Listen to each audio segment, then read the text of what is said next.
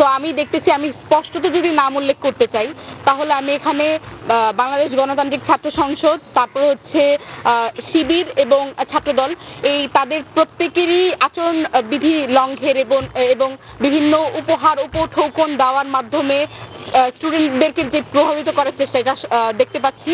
আবার আমি নিজের একদম পার্সোনালি আমি ধরলাম আমি ডাকসুর কোনো পদপ্রার্থী নই, আমি ঢাকা বিশ্ববিদ্যালয়ের একজন স্টুডেন্ট এবং ভোটার।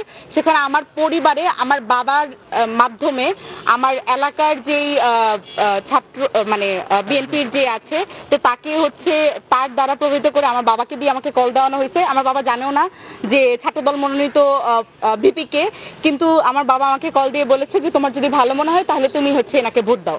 আমার বাবার তো এখানে আমাকে কল দেওয়ার প্রয়োজন ছিল না, বা তার তো ওইখান থেকে কোনো কমান্ড আসার কথা না। সুতরাং আমরা এখানে দেখতে পাচ্ছি যে বিভিন্ন এলাকার এই যে রাজনৈতিক দলের বিভিন্ন মেম্বারদের বা তাদের পদপ্রার্থীদের দিয়ে যে এই স্টুডেন্টদের উপর একটা পরোক্ষ এবং প্রত্যক্ষ চাপ সৃষ্টি করা হচ্ছে।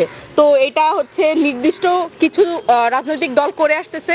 আমরা এখনো তাদের প্রতি ওই আহ্বান জানাবো যে তারা যেন শিক্ষার্থীদের উপর ভরসা রাখে এবং শিক্ষার্থীদের ম্যান্ডেট নিয়েই যেন তারা ডাকসুতে ইলেকশন জয়ী হয়। নাইলে ওই যে বলবো যে ডাকসুর ওই প্রধান শাখা আমাদের ওই হয় নাজিরা বাজার অথবা স্টার কাবাবে নিয়ে দিতে হবে।